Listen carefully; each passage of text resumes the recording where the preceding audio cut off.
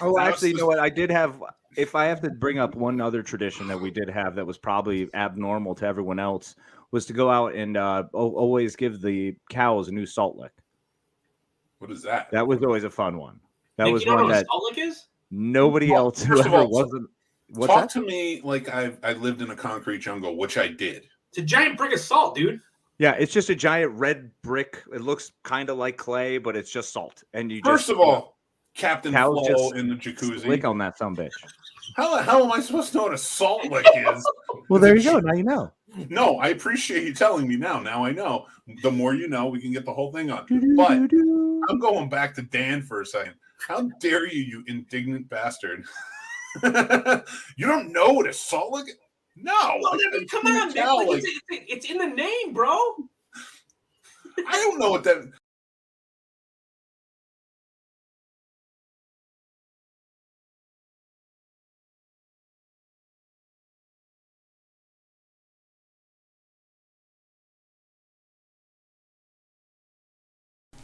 Welcome to the Scene Snobs podcast. I'm Scene Snobs Jr.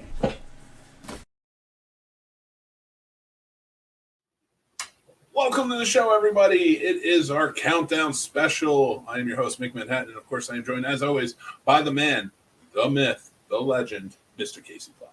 Oh, thank you very much. It's a pleasure as always. Thank you so much for joining us for our New Year's Eve countdown. This is very exciting. We're very excited about this because I don't think we've ever done a countdown before. We have not, at least not well. We've counted a lot of things down in our own lives, but never actually with anyone else or in this kind of group setting. So this is pretty cool.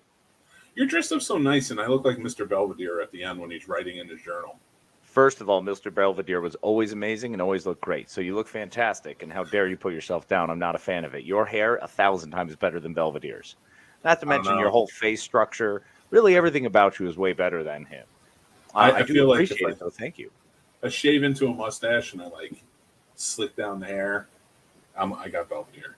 Yeah, see, that's called putting in effort. So you'd have to try to look like him because you don't naturally. And we've aged ourselves for anybody who has no idea who Mr. Belvedere is. Oh, my goodness. Wow. That's a show that does not get on the lists anymore. No, it does not. I mean, it was rare when it did at the time, but it was actually pretty popular. I recall it being very popular.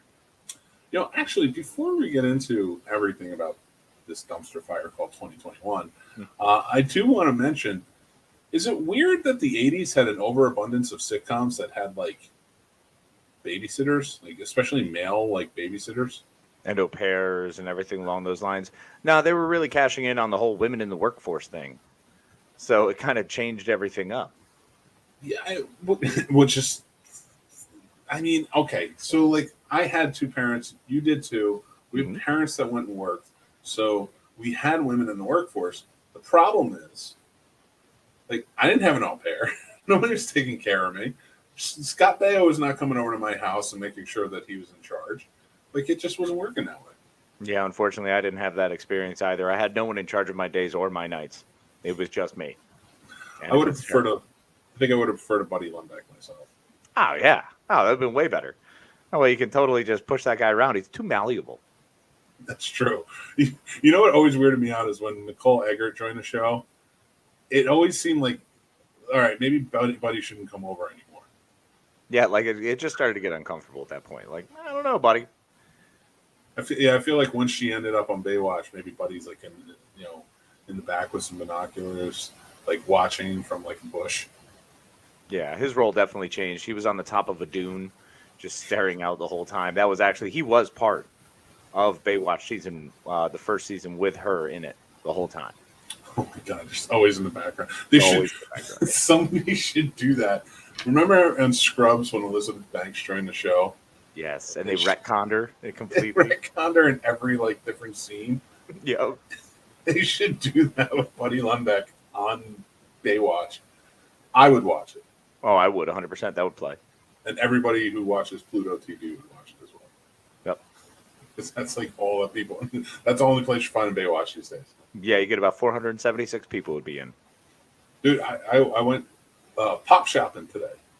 Ooh, nice. I'm a Funko Pop collector, and I got a bunch of stuff. but I saw and I did not get them and the reason I didn't get them was because I bought too much already. But It's money. Money was the reason I stopped buying more things because money. But I absolutely would have. But I saw Turk there, a Turk pop, and I was like, "This is amazing.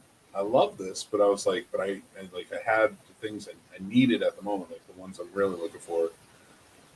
So I didn't get Turk because I was like, "Well, there's no JD. I know I can get JD next time." But I was like, "But I know they exist." More importantly, if there's a JD in Turk, that tells me there's probably a janitor, and perhaps a Kelso. Oh, I don't doubt this because as I was walking out after my purchase, I saw JD. Oh. He was on another shelf. I'm like, why aren't they together? Where were you shopping at? I need to visit this wonderful place. It's called, I'll tell everybody right now. It's in Winchester, Virginia. It's called Cheat Codes. Video games, collectibles, and more. A lot of fun stuff. All right, gonna have to check it out. Thank you very much for that little tidbit. Yeah, absolutely.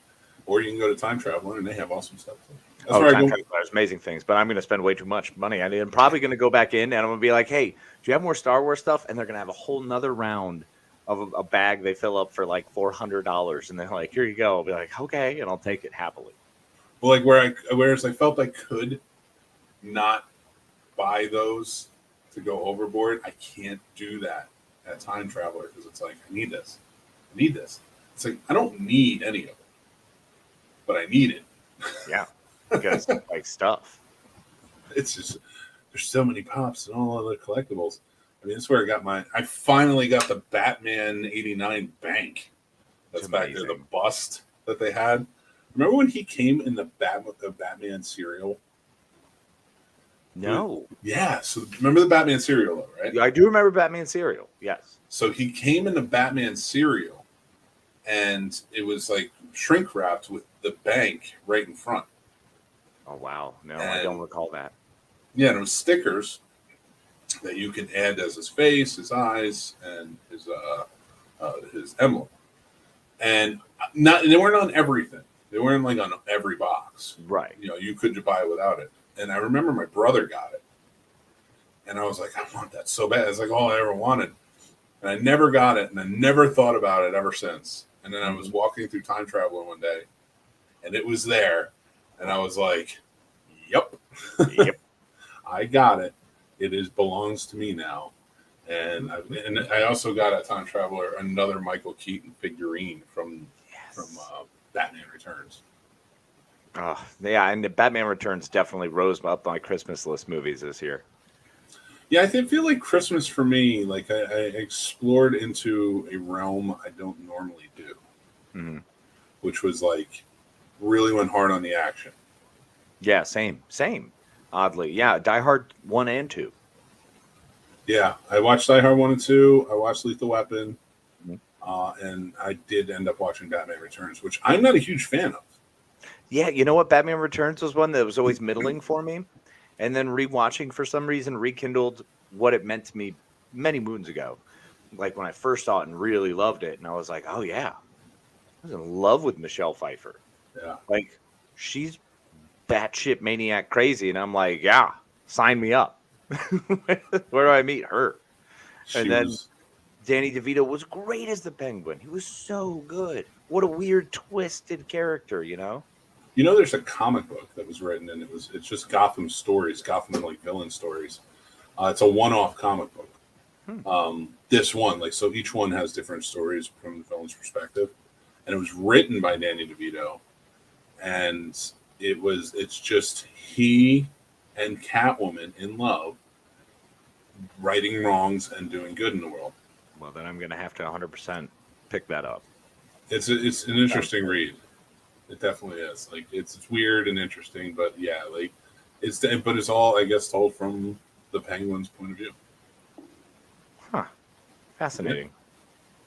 But we digress because I mean that's what we do here on the Scene Snobs. We have a countdown special for New Year's, and then talk about Batman. Yeah. Right. Congratulations. We've wandered. Yeah, we've wandered into our wandering. The crazy mind of podcasters opened up. Where would you like to go today? Hello.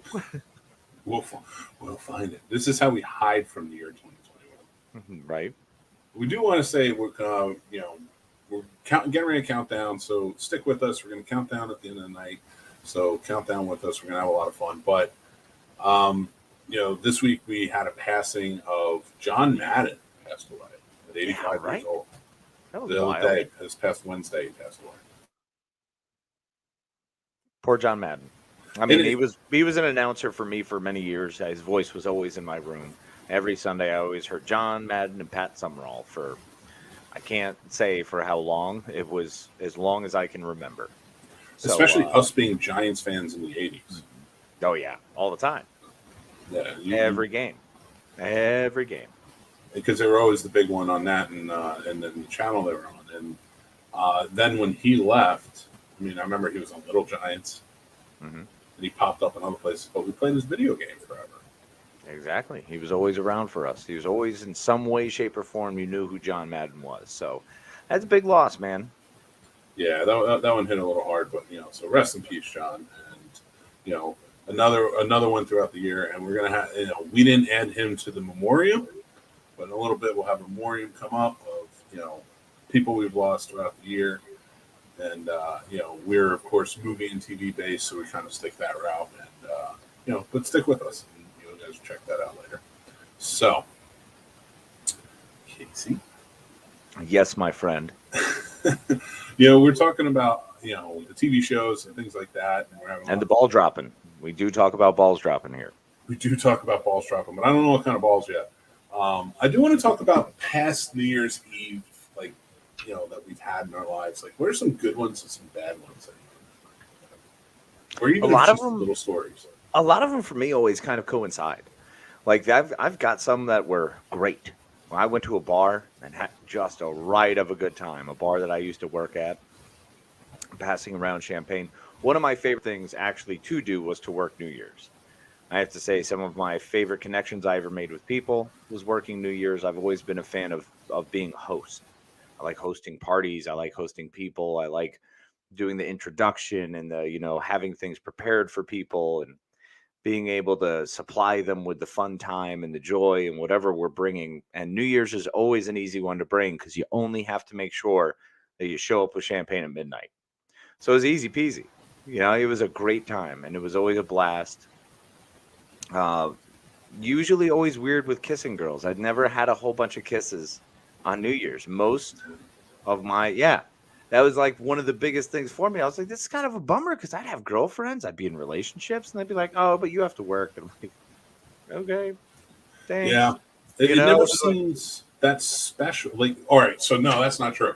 That's not 100% true. Nothing I'm going to say it never felt that special. It seemed like it wasn't special for anyone else to kiss me on New Year's. Right. You see people kissing each other. And like even when I was in relationships and stuff too, you're right. Like I'm just like, I guess the person I'm with just is like either isn't into me, which I mean, come on. That's clearly they're drunk. That was a mistake on their end, 100%. Or they just felt like it's not a big deal. And I truly started to believe that after a while. Like it wasn't a big deal. Like when I got married. We were dating first, and during New Year's, and she wanted to kiss me, and I was like, "Is it that important?" She got a little mad at me, and I'm like, "I just don't know if it is." It is. If you have someone who wants to kiss you that much, you should be excited about it. As someone who doesn't have anyone who wants to do that, come on. Oh, and I was, but I didn't know that it was that important. I think when Harry Met Sally made it a lot more important than it is. I don't know. I think it's had that great connotation. I think it's always been wonderful for the kiss on New Year's. You want to start your New Year off right with the person you love, and that's just a beautiful thing, Yeah, except these last 2 years, I'd like to go back in time and redo them. I don't know about all that. I mean, look, mine is always weird because I just want to be able to say Happy New Year's and spend time with my kid. That's like the only person I've got who's like, yeah, I want to connect with her and start my New Year's off right with her because she's freaking awesome, Well, you have me this year. I do have you this year, and if I'll you got to be you. second fiddle to River, I say you're doing all right. I'll kiss you right on the mouth.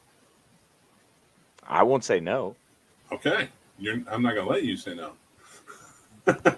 I wouldn't do that to anybody else, but to you. Thank you. Like, turn into a bear. Just like I'll hold you down. Uh, No bears, man. You know I got a bears thing. Bears are evil. True. You do have a bears thing. So no bears. A Wolverine. Okay, that's fine. They're just crazy. I can deal with crazy. Bro, crazy's my wheelhouse. It's just like a fat Belvedere looking douchebag, like wearing a Wolverine costume. That would be amazing. We'd snick, motherfucker. Come on. It's butter knives taped to my hands. Yes. Yes. See, this goes so weird every time. Just let the huge Jackman jowls come in. Get those big. You can grow it out. I've done that. You know I've done that one. I know you've done it. Jeez. All right. So I do agree with you, though. And I think the last time before that, so I was in New Jersey. I was visiting a girl I was dating. I was living here in Virginia, but I was dating a girl from Jersey. She was coming down, like we were kind of going back before we had known each other for a while. And I went up to visit, and I had like a miserable time. Not because of her, and I'm not putting her down, but like I just had a miserable time. Like it was a lot of experiences that were just rough. So I raced back. I was like, I'm going back, and I left on New Year's Eve. Oh, and you were working that night because I came up to Mackey's. And I was just like, I was so pissed off because I was like, all right, New Year's. I think she might have blown me off to go somewhere. But again, I'm not blaming her. I think it might have been pre-planned plans.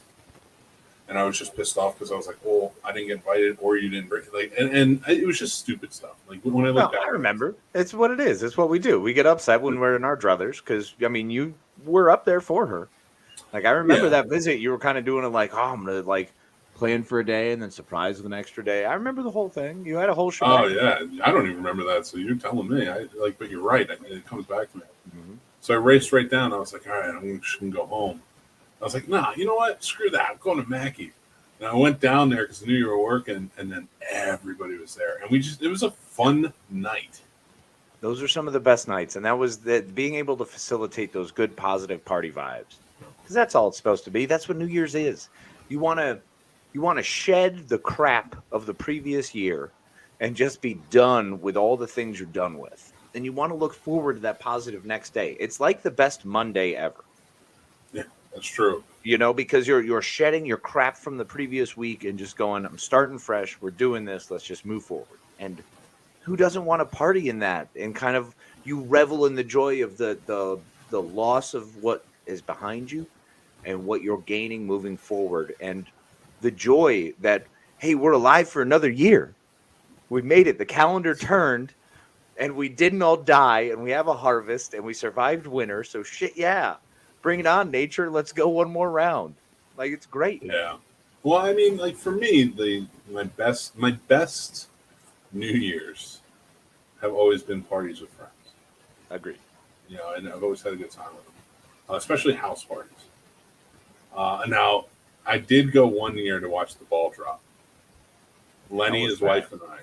No, it wasn't. It was the worst. It was, in hindsight, it was a great time because I had a great time with my friends. But it was the most miserable experience of my life. And I suggest nobody do it. Like, I used to argue with Lenny. It looks awful. Unless you are up whatever platform that everyone else is, whether it's like Rockefeller and they're on some stage or however it's set up down there. If you're not up on a platform with Ryan Seacrest, it looks awful. It is absolutely awful. And we didn't get there like in the morning. We got there. I would say we got there around 4 or 5. It was just starting to get dark. And we were only 4 blocks away. But that little ball, like a tiny little dot. And we're like, New York never feels like this. And all of a sudden it feels exactly like this. Like you can barely see it. And we're just standing in line in the street. You're not going anywhere. You can't go to the bathroom. You can't get out to go do anything. Because if you get out, you can't get back in. And then by the end, after the ball drops, it's not like everybody's like, oh, yeah, Happy New Year, let's party. They all shuffle out. There were times, like I wasn't this big, wide-wise, but I was like always tall. There were times I just lifted my, like, they were so compact. I just lifted my legs, and the crowd just carried me. And like everybody did, and like sometimes you just had to coast, and that's the way it was. And we got back to the train station and got back home, and I was just like, "Oh, this is the worst." Yeah, that's insane. Like I understand crowds to an extent, but crowds to go experience that in New York, there was a 22-year-old me that would have loved it. Well past that time. Now I'm like, even a crowd, like the idea of my ideal crowd right now, the perfect crowd to me would be like one listening to a Lilith Fair concert. Oof. Like I think that's the energy level that I'm looking for. Well, That's that's about the tops. Yeah, no, I'm out on all that stuff. It would have to be Peter, Paul, and Mary. That's fair. Hey, totally fair. I mean, I get it. I want get it. to sit in a library and you can sing your songs to me. That's all right. Puff the Magic Dragon your life away, bro. I'm with you. And the only reason I say that is because I can leave at any moment I want. And I don't care if I disrupt your concert. Oh, and that's why I'd be totally cool with going to like the Grateful Dead show. I'm pretty sure by the time I was ready to leave, half the concert would be gone. Everyone would be done, and I'd be like, I didn't even realize it ended. You know what's funny? You said mid-20s. That was exactly 20 years ago this year, because it was 2001 into 2002. Oh, wow. Yeah, I graduated high school back then. And we thought like we should go because like it was 2001. You know, we were right outside New York City. We were like, let's go celebrate with the city. Mm-hmm. Let's go be a part of it. You know, everything that happened. And I did not want to celebrate with the city, and I never want to celebrate with the city again after that. Well, you got to do it. Much. You got to experience it. And, you know, it's kind of like anyone who's choosing to experience this with us tonight. We appreciate it. We love you all. Thank you very much. Thanks for hanging out with us. Yeah, so we are counting down. So we got time. I mean, we're almost there, but not quite. We got about a half hour left, and we're going to go over some of our stuff. We have some lists and stuff to go over with you. So, Case. Yo, Mick. 2021. It's a hell of a year. It outdid itself, in my opinion, from 2020, and that is saying something. But to me, it didn't. You know what it did? To me, this was the dust settling. Congratulations, folks. The dust got kicked up in 2020. It's still in the air. We just got to a point where it started to settle around September time.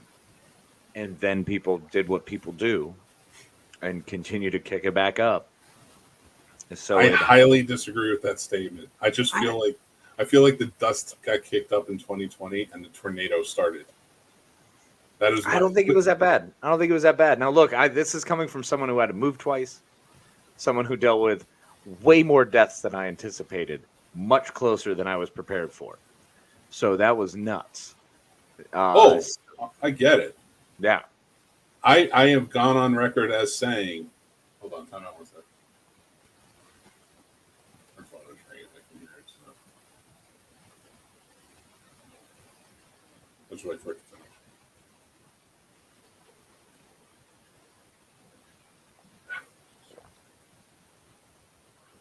She's giving Jack a bath, so she's probably not near her phone. Okay, take it back. Right. So I've gone on record as saying this is the worst year of my life. Yeah. I am not okay. And that's just me. That's 2021 from my perspective. Yeah. And then I look at the outside world and where we started on January, and I'm like, yeah. So I get what you're saying, because where we started in January compared to now is like, at least like Christmas was nice. Yeah, man. I don't know. I think we had more holidays this year. I think we had less fear. I think, unfortunately, we had more jerks. We had we did have some bigger fools across the board. All in all, look, if this is all part of weeding out into the civilization that we're supposed to be boiling down into, my friend, let's carry on. Let's just keep on rocking. It's eventually going to become what it's going to be. And let's just distill it and just prepare our children for the crazy hectic that it's going to be, the absolute chaos that will continue. In 2022, if nothing else, is going to be a better view of what the chaos is going to be for the future. Because all 2020 and 2021 did were prepare us more for how insignificant a lot of our voices are, unfortunately. Yeah, that's fair. I will tell you this though. 2021. I'm glad things are opening back up. If things didn't open back up with how everything was going, life would have been a lot harder on everyone. And we're going to get more. Everything's going to continue building from here. Look, in this post chaotic world, we're going to find out in 2022 how to deal better with it, the same way we did in 2021. So 2020 was ground zero, man. It's when it started. You can't compare anything to it. 2021 was just getting better. Not all the way better. We just, mistakes were made. We're stumbling blocks, but we just keep making progress. We keep moving forward, and that's the whole point. What year did Prohibition start? 1930 something. I always want to say 32, but I feel like I'm wrong. I might have been 32. I'm like, maybe the 20s just sucked all around. Like maybe the 1920s sucked because of Prohibition. Now where this is just our Prohibition, but no, it didn't even fucking work. So now, no, are you kidding me? Most places legalize weed, so our Prohibition's pretty much done. That's fair. So going forward, we were talking about 2022. What are some things that you're really looking forward to? It could just be movies, it could be this, it could be a new perspective. We'll get to resolutions later, but like just in general, like what about 2022 are you looking forward to the most? I say 2022 has a lot of opportunity for growth. I feel like 2021 was getting back outside. That's all 2021 was trying to get comfortable with the new norm and building our new path forward. And then through building our new path forward, we prepare ourselves for bettering ourselves. So 2022 has only the option to grow and build from there. We're only going to be better. 2022 is only going to make us congeal and grow and push forward in more uncomfortable times. We're going to be less comfortable. And I think that's going to be good for everyone. I think it's something important for us because we have to start reaching outside our comfort zones. I don't want to go to a movie theater, bro. Do you know how weird that is for me to say? After this latest scare I went through with COVID and everything, it is difficult for me to get comfortable moving forward to going to a theater. I know a lot of people are feeling that way. And all I want to do is go to a movie theater because it's my favorite thing. It's one of my comfort things. It's one of those things when I'm feeling bad, I could go to see a movie. It's one of those things that always lifts your spirit. So now when that's been taken from me in 2021, it's just made it difficult for me. It's building myself forward to be uncomfortable and to go to that movie theater and to still support the businesses I like and to be smart and intelligent about it and do it in a wise way. Yeah. And for me, like 2021, really showed me a lot, whereas 2022 was very divisive, in my opinion. Not 2022, 2020 was very divisive. 2021, still divisive, but I feel like I saw a lot of things from the other side. I saw like where a lot of other thinking was coming from. Not the racist bullshit. No, I am never racist. Not that. I'm talking never about bigotry, like sexism, none of it. No, none of that shit. I'm talking about like the vaccination stance and stuff. Not the crazy QAnon stuff. I'm talking about like the parents who may have been a little scared about we talked about that in the past about Jack we finally were able to schedule and he got his first shot, but there are parents out there who are scared, and when it comes to kids, I get it. We just came out of a very scary year into another one that started out terrifying, and didn't really like settle. It just was like, okay, if January 6th, the worst that this year has to offer, it kind of coasted the rest of the time around and then started to even out towards the end. I think so that's just where I'm like, my stance on this whole year has been. Yeah. From a social standpoint. And we got Meta, so thanks, fucking Zuckerberg. Yeah, right. I mean, that was pretty neat. Yeah. Good for him, dick. No, but stuff like that. We got a lot of rich people in space. So I mean, we got a lot of fun stuff too. Look, a lot of things happened. There was still a lot of progress. We got a lot more happening with the ISS. We've got a lot of things moving forward with our space program, with our botany program, with our biology program. There are so many different things. Look, the vaccine. Yes, I understand people are still nervous about it, but this is an entirely new vaccine that is literally recoding your DNA. It's awesome. We have that power over humanity. We have that power over each other. We have that power to put a chip in someone's brain so they can control, a mechanical thumb. I'm telling you right now, I'm not getting any goddamn chips in my brain. Oh, I am. I'm getting every fucking chip in my brain. I want one. if today you told me that I could get ocular implants that allowed me to see the way Geordie LaForge did, I would burn my eyes with hydrochloric acid right now. Jesus Christ, dude. You're insane. Okay, maybe a step too far. But I would put myself on that list to be able to actually get on by getting transplanted eyeballs because of hydrochloric acid burns. I'm just saying it would be awesome. Yeah, but you're not thinking about it from this perspective. You know, like Geordie had that technology, and like with the rest of the crew, they all had it better because they could see. And don't do that. But now it would be great for blind people who are suffering. He can see like magnetic wavelengths. He can see entirely different ways. Like he can see the way a pit viper can if he changes using heat vision. He's got so many options. How is that not so incredible to be able to see that many wavelengths of light and things that are moving and particles just changing? Like, it's fantastic. And for people birds, the way birds see. People who are blind and suffer sight issues, that is amazing. And I agree. Don't go looking for it yourself, you crazy man. I'm only saying if there's the option for some kick-ass cybernetic eyes. I want no chips in my brain. And here's why.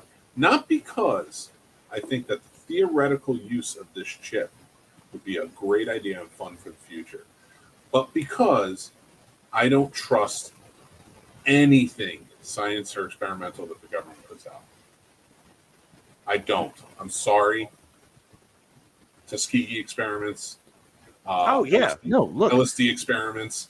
The list is countless. It absolutely is. And that's why I would never plan to do that with a government.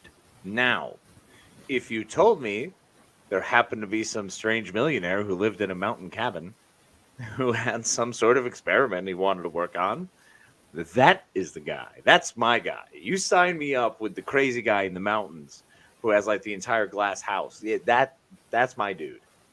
You're killing these rules. I'm just saying you're way more apt to get something cool out of that.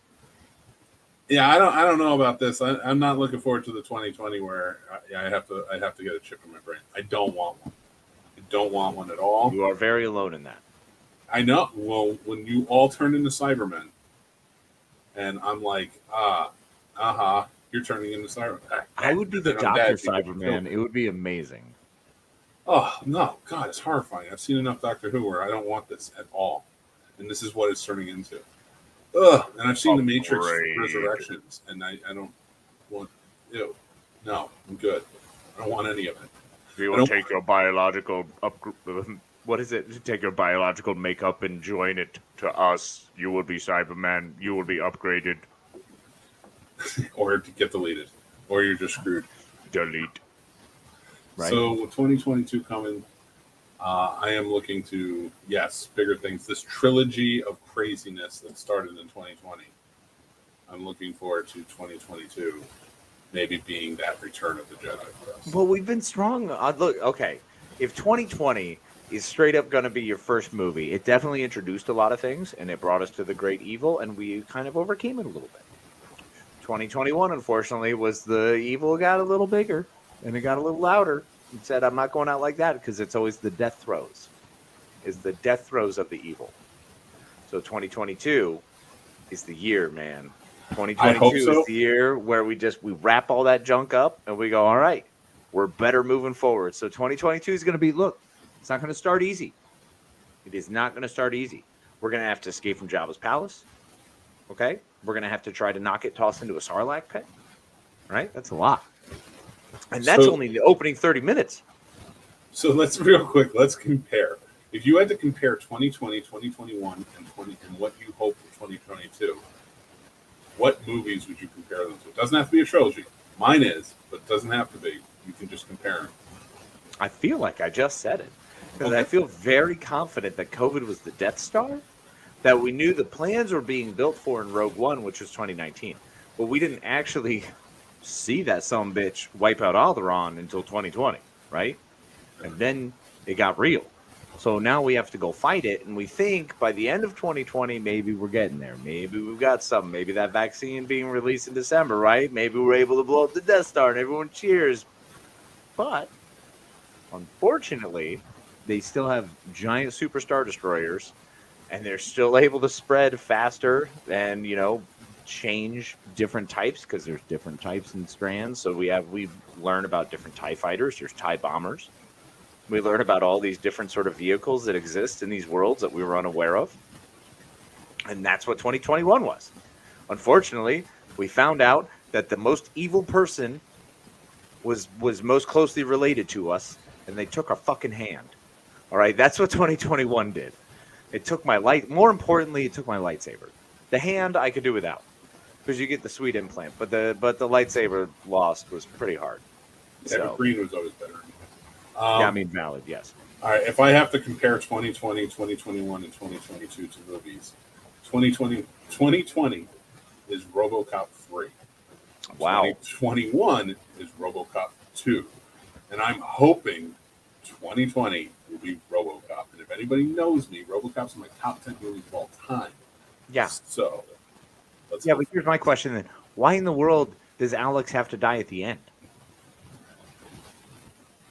Listen, I'm comparing the complete horrifying, like the quality of the monstrosity of RoboCop 3 to what 2020 was. And in RoboCop 2 is a movie like I can still enjoy, but it's not good. I don't know. It's pretty good. I think you need. I don't know when you rewatched it, but I think you need another rewatch. Yeah, that's valid. It's been too long.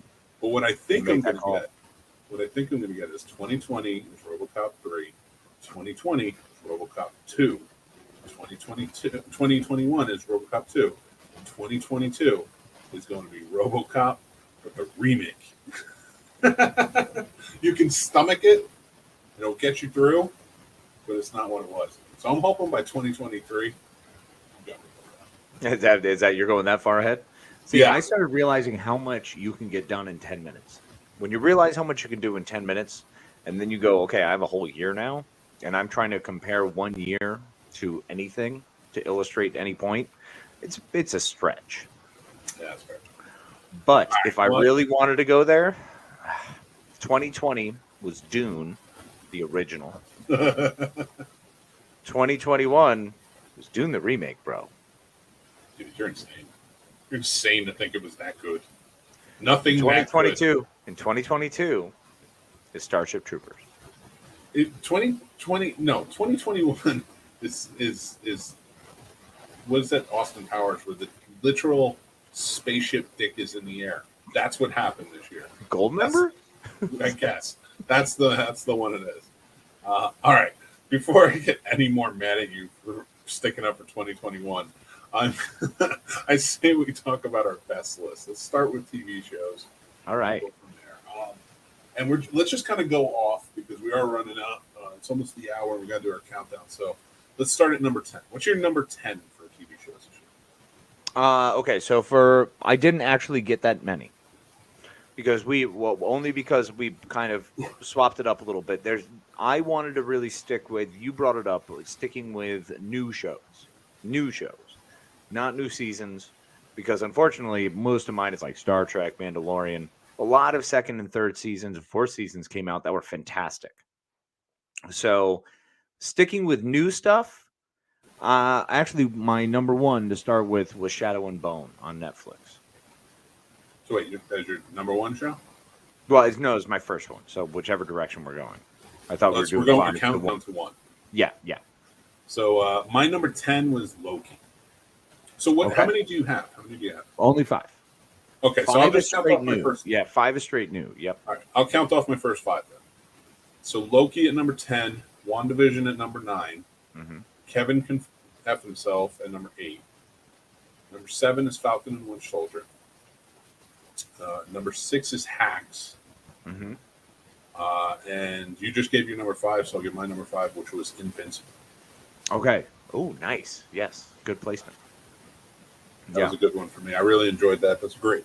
One of the best animated shows I've ever seen. It was a really good rendition, or not really adaptation of the comic book.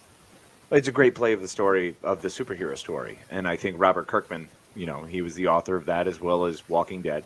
He did a fantastic job. That actually is why he made it to my number 4. So Shadow and Bone number 5, because I love the story. I think it's a great story. The acting was all strong across the board, and it progressively only got better.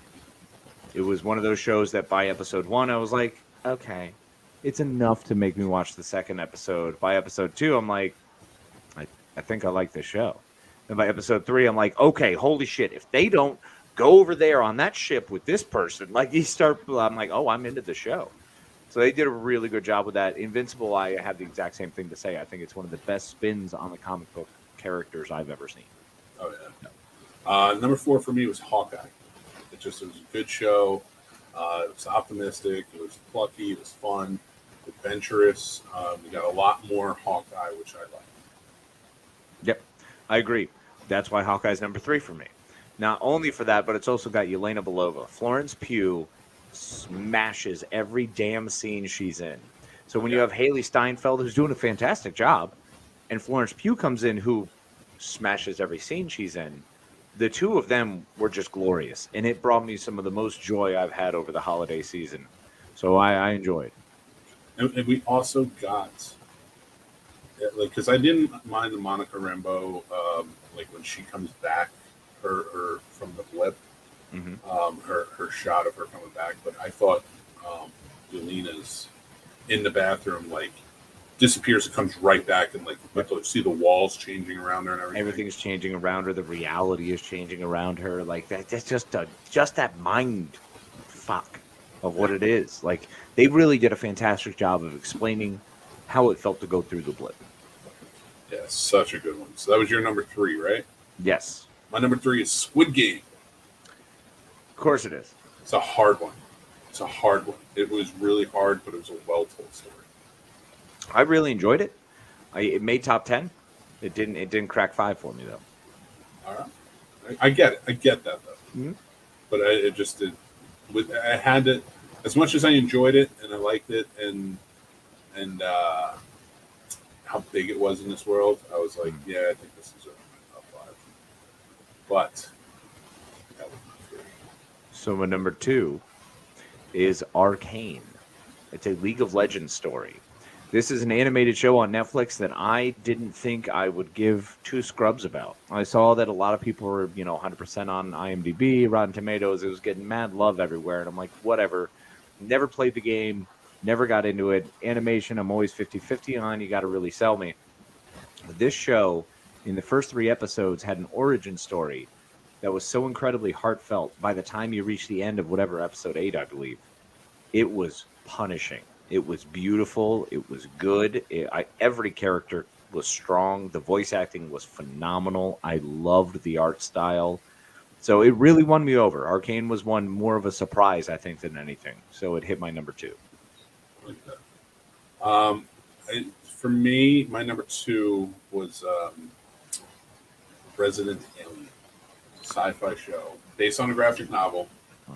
Of Resident Alien, and it's about an extraterrestrial comes to Earth, crash lands, and his whole the whole thing for him is he has to destroy Earth. That's his plan, is to destroy all humanity on Earth, and the pieces that he needs for the device are lost. So now he can shapeshift. So he shapeshifts into this guy that he kills, this doctor, and he takes over his life. But he's quirky because he's an alien, and he has to look for those pieces while they're asking him to solve a mystery because he's a doctor. Because it's a small town, so and they don't have a pathologist, so they go to him. That's amazing. That was one that I'm a little disappointed in myself for not having watched. And everyone is that it's amazing. Okay. Watch that. Well, I'm always leery on sci-fi shows, man. That Sci-Fi Channel bugs me because I don't think they're going to commit. Warehouse 13 got 2 great seasons, and then they kind of disappeared, and then came back later, and it was like, what happened? So I don't trust sci-fi. But Alan Tudyk is fantastic. He is. So yeah, Easy sell. For sure. All right, number one. Here we go. Here's the big one. The question is, what one do you think I'm going to come out with? I want you to try to guess it. WandaVision? Yep, 100%. Number one? I loved that show so much. I appreciated it. I loved it. I thought it was phenomenal. I love Paul Bettany as an actor. You know this. I talk about this all the time. He's one of my favorite actors, hands down. Between his romantic comedy work he does, between his serious acting, I think he's one of the best actors. Elizabeth Olsen has vaulted herself into a role well beyond and above where I ever thought she would be placed, much less an Olsen. And yet, I don't know why I ever doubted. You know, the family's got chops, and she absolutely does. This show was fantastic. I love the journey they took me on was one that I truly enjoyed all the way through, and I was excited to find out where the next leg was going to take me, and I was never disappointed. I never got upset. There was not a single part of this show that made me go, dang, I wish they had. No, I loved all of it. The Monica Rambeau stuff, I loved. I know a lot of people had issue with it. I don't care. Jimmy Woo, hilarious. Darcy, phenomenal. Every character was the character I wanted, and it played perfectly. So for me, WandaVision this year was absolutely ideal. I love it. All right. So my number one was amazing, in my opinion. It was truly fantastic. Cannot wait for season 2, which will be coming. Only Murders in the Building. It's a Hulu show starring Steve Martin, Martin Short, and Selena Gomez. And let me tell you, those three together are perfect. Pitch perfect in every way. The mystery throughout, everything, all the twists and turns, how it was made, how each episode is narrated by whoever the focus of the show is this week. It's done as a podcast. It has been fantastic. So I highly suggest, I think everybody needs to go out and watch Only Murders in the Building. That sounds great. It's definitely one that is on my radar. I've wanted to. I keep trying to jump to it, and especially with all the things it's a part of. I mean, it's dealing with all the fun Netflix specials we've seen over the last couple of years. It's kind of mocking and making fun of all the positions and things that have happened from 2020 on to 2021. It's enjoyable. It looks good. So I'm excited to jump into that. For sure. Well, we're about 2022 is promising, man. 2022 is promising. It's true. We're about 7 or 8 minutes away, people. So we're going to jump right into our movie list, our top 10 movie list of the year. Let's do it. What do you got at number 10? Okay, number 10 for me was Nobody. It's mine too. Yep. Oh, was it really? Yeah, it's my number 10 too. Yes. Awesome. I love the job they did in Nobody. I love the work was very John Wick, but from a more average person, and it just works, man. Bob Odenkirk crushed it. He was wonderful. Yeah, it truly was fantastic. A really good John Wick-esque action movie, and Christopher Lloyd being a badass, I know was a lot of fun too. Yeah, I mean, who expects that? You get Doc Brown with a shotgun. Come on, it's awesome. So many good things. So, what do you got at number 9? Green Knight. Okay, yeah. So as an Arthurian guy, I love the Arthurian legends. I love those tales, and I think this movie was done very well from that perspective. Not just from a movie making perspective. I enjoyed the fact that they went to the text and they pulled it and they did it. You know, so I really enjoyed it from that perspective, and it helped that it was freaking gorgeous. Yeah, it was a really beautiful movie. A24 is good for that. And yeah, their filmmakers stepping in. So I really liked The Green Knight as well, but it did not make my list. So number 9 for me was Tick, Tick, Boom. Ooh. I really like I like the music of it. I like the story. I'm a big fan of Rent. I like Jonathan Larson's work. I like his story because his story, Tick, Tick, Boom, is really good too. And I think everybody should check it out. This was a retelling of that story. So it was semi-autobiographical. But I worked in the theater and, in a professional setting for a while, and it was very similar to a lot of experiences I've had in that instance, like when we're at the party and everybody's singing and having a good time, and then there's the talks they would have that were real.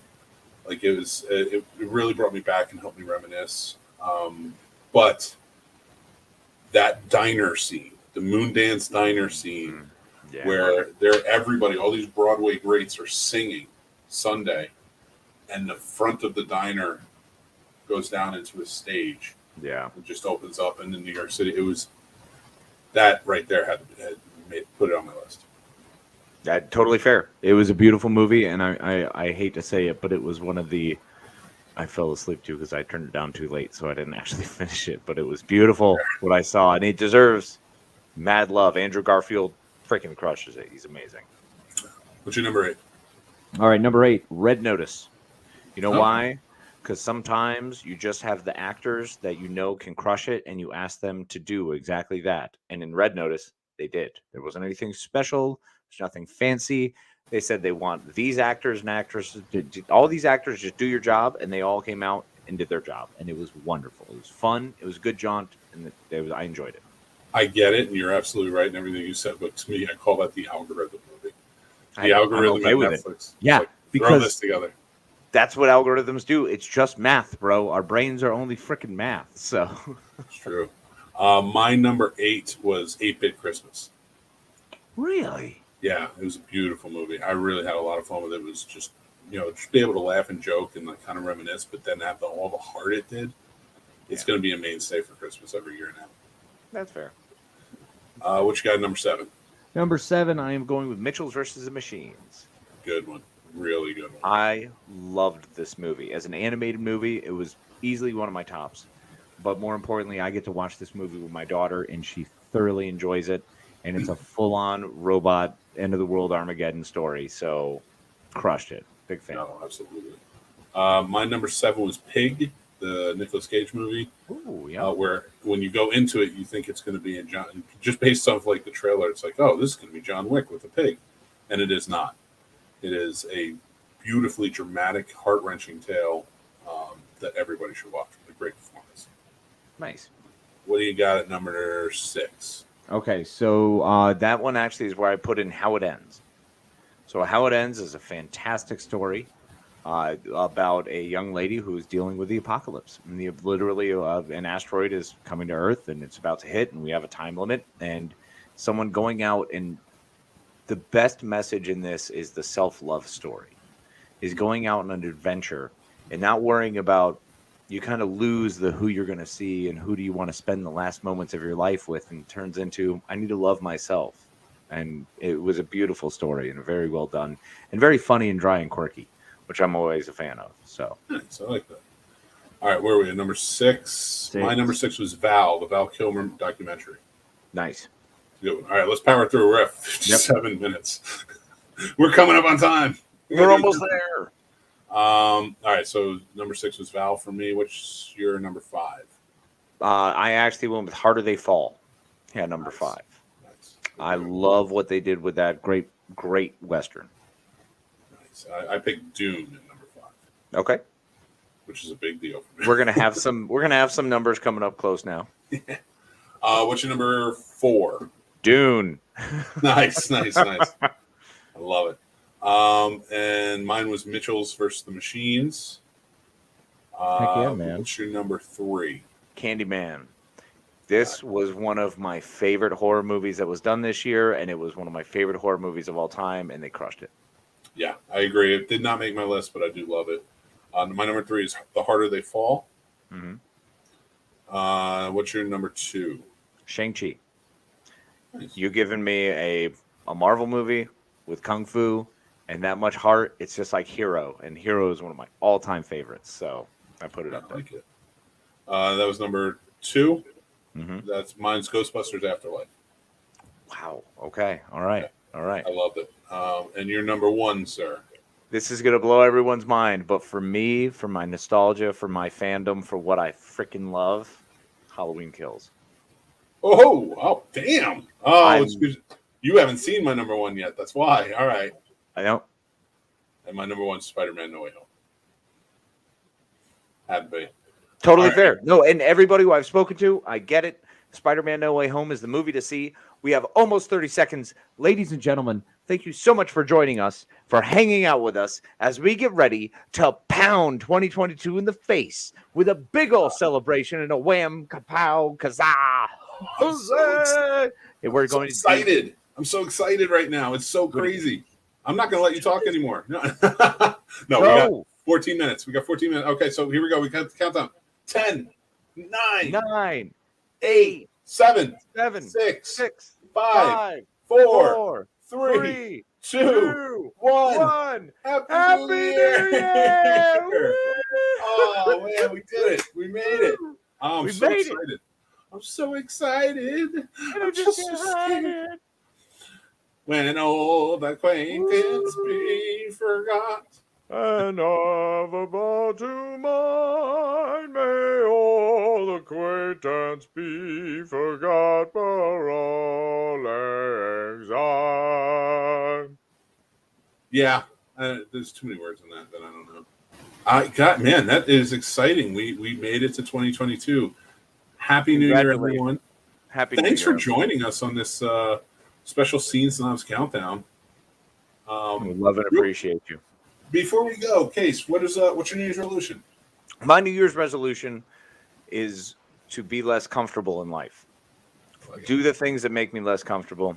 Do the things that push me forward, so that way I can hopefully have some modicum of success and be some kind of good role model to my daughter.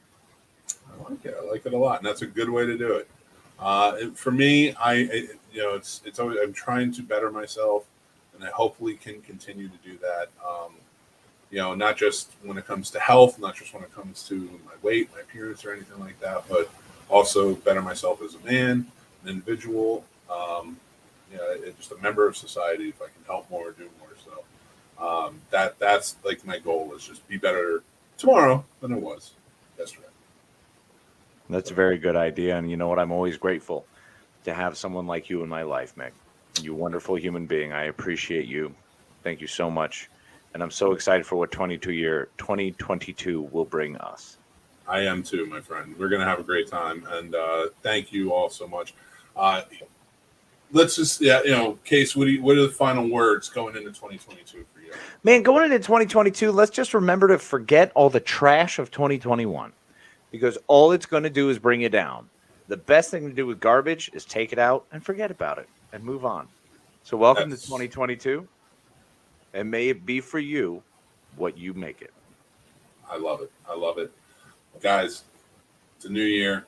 For us, it's a refresh. It's time to start over and just kind of do things differently. Casey put it perfectly. Just take the garbage out and just do you and do better and be better in this world. Let's all care more. Just a little bit more. Let's just take care of each other just a little bit more. Let's have fun just a little bit more, in a good way, in a positive manner. So thank you all for listening, joining, watching. You can listen to the after credits for all that good stuff. But I do want to say, my friend, thank you. Another year we're doing this. I love you, brother. All of the people we've lost in 2021, we love you. We know you're in a better place. We can't wait to see you again someday. But for all of you who are out there, we still have each other. So thank you. And keep being kind to each other. Love you. Take care, everybody. Bye. That was it. We're out. I didn't end it. I don't have to end it yet, but no, but that went really well. I think so. I think that was great. Shit, dude, yeah. This is the perfect time. Mick, hold on. This is what we do. Now we say, if you want to see what the worst of 2021 is, make sure to check in with, become a Patreon member, or if not, hold on. Thank you so much for joining us this evening, and it was a pleasure to have you to ring in 2022. You saw a lot of our best lists, but if you're interested in what we hated, please check us out and join our Patreon and get one of our bonus videos to find out what was the worst of 2021. Absolutely. That and more. We have monthly prize giveaways. We do all of our early access to all of our videos that are pre-recorded and more. So we're going to have a fun time with this. So go check that out. It's in our super fan level. We also have a Scene Snobs supporter level. You can check that out as well. It's all on the scenesnobs.com. Thanks, everybody. Thanks for watching and listening, everybody. I'm the Scene Snob, Mick Manhattan. You can check out the Scene Snobs podcast live every Tuesday at 9 p.m. Eastern on our YouTube channel or all podcast platforms afterwards. Also on our YouTube channel, you can check out great shows like Real Combat, the ultimate debate show for movie lovers, mixed movie picks with new recommendations every week, Geek Fest Live every Sunday night, and new movie reviews and news all the time. Like and subscribe, then hit the notification bell so you know when all of our new episodes drop. Thank you so much to all of our amazing Patreon supporters, with whom this would not be possible. They help keep the